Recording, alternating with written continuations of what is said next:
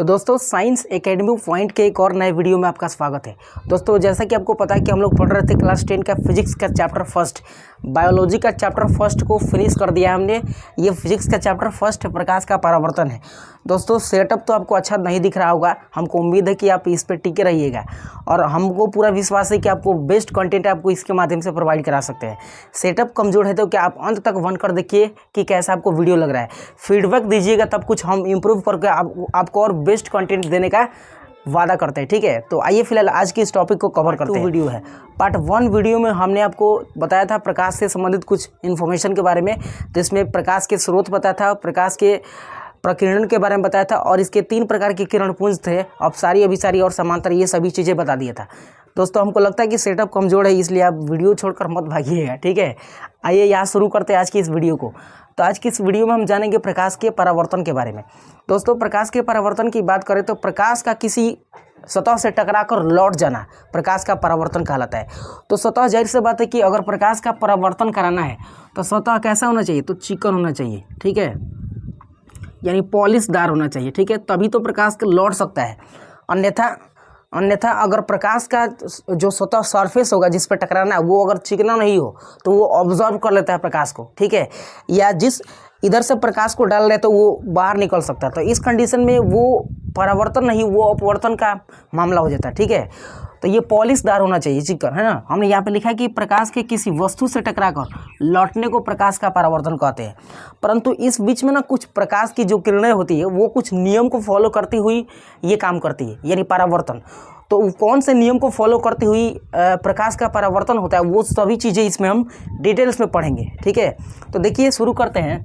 हमने यहाँ पे कुछ चीज़ें बनाई है जिसके द्वारा आपको समझाने की पूरी प्रयास करेंगे। देखिए एम और एन, यहाँ पे एम और एन क्या है, एक समतल दर्पण है। एम और एन क्या है, एक समतल दर्पण है। ठीक है, इस समतल दर्पण का एक भाग जो होता है ना रंगा हुआ रहता है, कलई किया रहता है, और ये कलई होता है AgBr का। ठीक है, AgBr का होता है, यानी सिल्वर ब्रोमाइड का ये लेयर होता है, केमिकल है एक तरह से। अब ये लेयर इसलिए होता है क्योंकि ये निचले सतह को अगर रंग कर इसके ऊपर से अगर हम प्रकाश डालेंगे तो ये प्रकाश की दिशा को मोड़ देता है। ठीक है, तभी परावर्तन होगा, अन्यथा परावर्तन ही वो अपवर्तन हो जाएगा। अगर नीचे का लेयर नहीं रंगा रहेगा ना तो ये क्या हो जाएगा, तो ये अपवर्तन की क्रिया हो जाएगा, जबकि हम लोग पढ़ रहे हैं परावर्तन, रिफ्लेक्शन। तो इसमें होता क्या है कि ये दर्पण हो गया, समतल दर्पण Mn, जिसके नीचे लेयर है। अब यहाँ से ना हमने एक स्रोत से लाइट को जलाया। ठीक है, यहाँ पे देखिएगा, ये स्रोत से हमने लाइट को जलाया। ठीक है, तो ये जो किरण आ रही है ना, प्रकाश की किरण है। ठीक है, एकदम प्रकाश की किरण तो सीधी रेखा में चलती है, जाहिर सी बात है, कल हमने बताया था आपको। तो ये सीधी रेखा में चलती है, तो ये जो किरण आ रही है ना किस पे, समतल दर्पण पर, इस आने वाली किरण को बोलते हैं आपतित किरण। और यही चीज़ें हमने यहाँ पर लिख रखा है, देखिएगा, किसी सतह पर पड़ने वाली प्रकाश की किरण को आपतित किरण कहते हैं। खत्म, इतना ज़्यादा सतह। ठीक है, तो एल और ये जिस पॉइंट पर पड़ रही है वो, ये LO मिलकर क्या कहलाती है, तो आपतित किरण कहलाती है। ठीक है, अब जिस तरह से प्रकाश की डायरेक्शन को मोड़कर हम इस पर डालेंगे ना, उसी डायरेक्शन में प्रकाश मुड़ जाता है और ये मोड़ने का काम करता है AgBr। अगर AgBr का लेयर नहीं होता तो ये प्रकाश जैसे के तैसे ही मुड़ कर चली जाती, लेकिन ये अपने रास्ते से थोड़ा सा बेंड होकर आती, जिसको अपवर्तन बोल देते हैं। परंतु ऐसा नहीं होता है, किसके कारण, AgBr के कारण। अब जितना एंगल पर हमने इस LO किरण को भेजा था ना, इस LO किरण को, उतना ही एंगल के माध्यम से ये फिर से क्या हो जाएगी, लौट जाएगी। तो ये OP जो किरण है ना, या PO, इसको बोलते हैं परावर्तित किरण। मतलब समतल दर्पण से टकराकर जो लौट रही थी। ठीक है, अर्थात बोल सकते हैं कि जिस माध्यम से आपतित किरण आई थी उसी माध्यम में क्या हो गई, चली गई। तो जिस माध्यम में आकर चली गई तो जाने वाली किरण को, या जो लौट गई थी, उसको बोलते हैं परावर्तित किरण, या उसको इंग्लिश में बोलते हैं रिफ्लेक्टेड रे। ठीक है, इसमें हमने लिखा है कि जिस माध्यम में आपतित किरण आती है तथा उसी माध्यम में लौट कर चली जाती है, ये लौट जाती है। देखिए ना, इधर हवा माध्यम था मान लीजिए, तो हवा ही माध्यम में नहीं चली जा रही है। तो ये पॉइंट नोट कीजिएगा कि जिस माध्यम में आ रही है और उसी माध्यम में जा रही है, तो इसको बोलते हैं प्रकाश का परावर्तन। परंतु एक माध्यम से जब दूसरे माध्यम में प्रकाश की किरण प्रवेश करती है तो उसको बोलते हैं अपवर्तन, रिफ्रैक्शन, जबकि ये रिफ्लेक्शन है। ठीक है, तो ये जो किरण लौट गई थी इसी को क्या बोलते हैं, परावर्तित किरण। तो यहाँ तक की कहानी समझ में आनी कि नहीं आनी, जरा जल्दी से कमेंट में बतानी। आगे हम बढ़ते हैं फिलहाल। तो जो आई थी किरण उसको आपतित किरण, जो चल गई उसको परावर्तित किरण बोलते हैं। परंतु देखिएगा ध्यान से, जहाँ आपतित किरण आके टकराई थी यहाँ पे, ठीक है, और जहाँ से लौट रही है, इस बिंदु को हम आपतन बिंदु या पॉइंट ऑफ इंसिडेंस कहते हैं, ठीक है। मतलब जहाँ पे आपतित किरण आई है वहीं से लौट गई, तो जिस बिंदु पर टकराई थी ना उसी बिंदु को पॉइंट ऑफ इंसिडेंस कहा जाता है। यहाँ पे देखिए हमने लिखा है कि आपतित किरण जिस बिंदु पर पड़ती है तथा पुनः लौट जाती है उस बिंदु को हम क्या बोलते हैं, आपतन बिंदु बोलते हैं। मतलब जहाँ पे आपतित किरण अपना टकराई थी ना उसी बिंदु को क्या बोलेंगे, तो आपतन बिंदु बोलेंगे, ठीक है, याद रखिएगा। अब यहाँ से ना हमने कुछ डॉटेड लाइन के थ्रू एक लंब खींचा है टूटी हुई लाइन से, तो इसी डॉटेड लाइन को जो काल्पनिक है ना, ये इमेजिनरी लाइन है। इस डॉटेड लाइन या टूटी हुई लाइन जो एक तरह से लंबवत है, ठीक है, इसको अभिलंब बोलते हैं। क्या बोलते हैं, अभिलंब, या इंग्लिश में बोलते हैं इसको नॉर्मल। क्या बोलते हैं, नॉर्मल। यहाँ हमने लिखा है कि आपतित किरण तथा परावर्तित किरण के बीच खींचे गए लंब को अभिलंब कहते हैं। मतलब ये एंगल कितना बनाएगा, तो ये 90 डिग्री का एंगल बनाएगा। अभिलंब वाला की बात कर रहे हैं हम, ठीक है। तो इन दोनों किरणों के बीच में टूटी हुई लाइन को क्या बोलते हैं, अभिलंब या नॉर्मल कहा जाता है।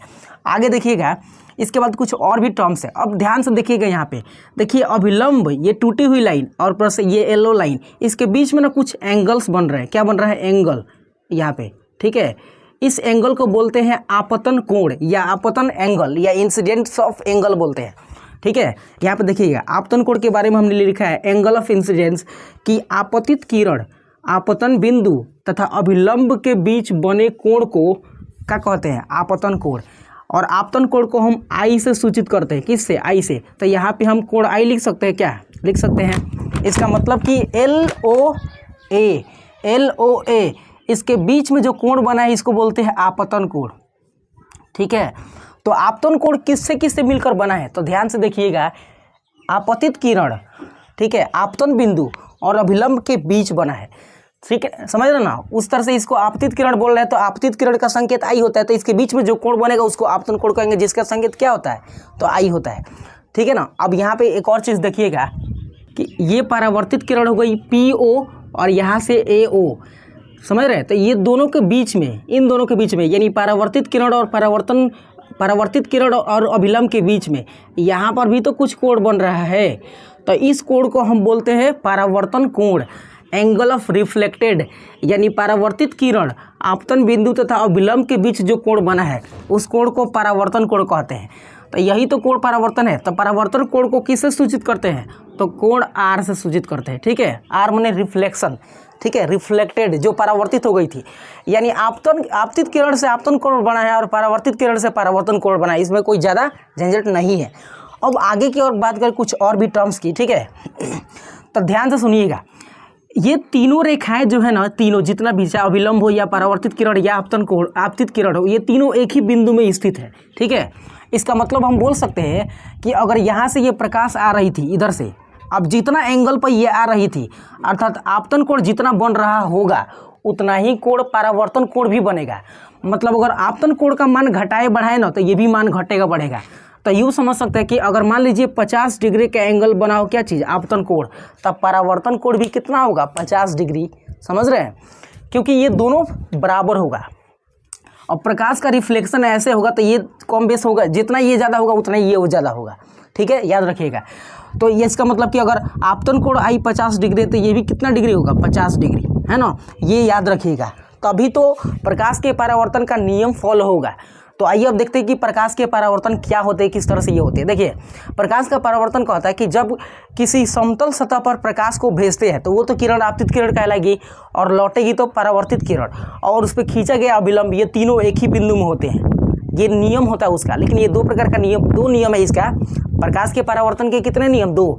पहला नियम हमने लिखा है, देखिए, आपतित किरण, परावर्तित किरण तथा आपतन बिंदु पर खींचा गया अभिलंब तीनों एक ही समतल में होते हैं, एक ही सतह में है। ये ऐसा नहीं है कि परावर्तित किरण यहाँ है और आपतित किरण यहाँ है, तीनों एक ही सतह में है, समझ रहे हैं। और ऐसा कभी नहीं होगा कि आपतित किरण 2 डिग्री फर्क हो और परावर्तित किरण 4 डिग्री फर्क हो। जहाँ से आपतित किरण गुजरेगी वहीं से परावर्तित किरण अभिलंब भी वहीं पे होगा, समझ रहे हैं। तो ये पहला नियम कहलाता है प्रकाश के परावर्तन का। अब दूसरा नियम सबसे इम्पोर्टेंट है कि इसमें आपतन कोण परावर्तन कोण के हमेशा बराबर होता है, यानी बोल सकते हैं कोण लोआ इक्वल टू पोआ, मतलब कोण LOA इक्वल टू POA, कोण LOA इक्वल टू POA, दोनों एंगल्स क्या होंगे, बराबर होंगे। तो ये प्रकाश के परावर्तन के दो नियम होते हैं कि तीनों बिंदु एक ही बिंदु सतह में होते हैं और आपतन कोण परावर्तन कोण के इक्वल होता है, जितना आपतन कोण उतना परावर्तन कोण। अगर आपतन कोण के मान बढ़ा दे तो परावर्तन कोण का मान बढ़ जाएगा, है ना, और अगर परावर्तन कोण का आपतन कोण का मान घटा दे तो परावर्तन कोण का मान ऑटोमेटिक घट जाएगा। तो ये उसका क्या था, नियम था। अब देखिए जब हमने प्रकाश को तिरछा डाला तो तिरछा ही निकल गया। एक ऐसा भी कंडीशन तो हो सकता है कि जब प्रकाश को हम लंबवत डालें तो क्या इफेक्ट पड़ेगा। तो आइए यहाँ पे समझाने की कोशिश करते हैं। यहाँ पे एक समतल दर्पण है जिसका नाम MN है, ये आपतन बिंदु है जहाँ पर प्रकाश पड़ेगी, है ना। तो ये समतल दर्पण है। हमने क्या किया कि इस कंडीशन में एक किरण को डाला लंबवत ऐसे। तो जब लंबवत डालेंगे ना प्रकाश की किरण को तो फिर ये इसी पथ पर रिटर्न हो जाएगा, इसी पथ पर क्या हो जाएगा, रिटर्न हो जाएगा लंबवत। जब तक तिरछा नहीं करेंगे ना तो तिरछा नहीं निकलेगा। देखिए ध्यान से सुनिएगा, यहाँ पे देखिएगा थोड़ा सा, अगर इस प्रकाश की किरण को जो आपतित किरण थी इसको और हम बढ़ाए ऐसे यहाँ पर लाए तो ये भी इधर बढ़ेगा, मतलब इसको इधर ले तो ये इधर आ जाएगा, आएगा कि नहीं। देखिएगा ध्यान से थोड़ा सा, ये जैसे जैसे हम इसको ऐसे बढ़ाते जाए, ठीक है, तो ये किरण भी इधर आती जाएगी, यानी परावर्तित किरण भी आती जाएगी। और एक ऐसा समय आएगा जब लंबवत प्रकाश की किरण को डालेंगे तो परावर्तित किरण भी क्या हो जाएगी, लंबवत हो जाएगी। सेम यहाँ पर भी लंबवत प्रकाश की किरण को हमने डाला है तो लंबवत प्रकाश की किरण अपवर्तित हो जाएगी, परावर्तित हो जाएगी। तो हम इस केस में बोल सकते हैं कि आपतन कोण परावर्तन कोण के इक्वल होगा, मतलब जीरो होगा। क्या होगा, जीरो, कोई एंगल नहीं बनेगा, जीरो होगा, ठीक है। तो यहाँ पे हमने लिखा है कि कोण I इक्वल टू कोई जीरो, कोण I इक्वल टू कोई कोण R होगा, परंतु यहाँ पे जीरो होगा। तो अगर प्रकाश की किरण को हम लंबवत डालेंगे ना तो परावर्तित किरण भी क्या हो जाएगी, लंबवत, और इस कंडीशन में जो एंगल बनेगा ना R और I का वो जीरो होगा, ठीक है। तो तिरछा डालेंगे तो एंगल का मान छोट बड़ हो सकता है, लेकिन जब लंबवत डालेंगे तो जीरो हो सकता है, ठीक है, जीरो होगा, ये कंफर्म है, बात समझ रहे। तो यहाँ तक की कहानी समझ में आई कि नहीं आई, कमेंट सेक्शन में फीडबैक हमको दीजिएगा। और आज की इस वीडियो को यहीं पे बंद करेंगे। कल के वीडियो में आपको हम प्रतिबिंब के पूरी संरचना के बारे में, आपको प्रतिबिंब के बारे में बताया जाएगा। तो फिलहाल इस वीडियो को यहीं पे एंड करते हैं।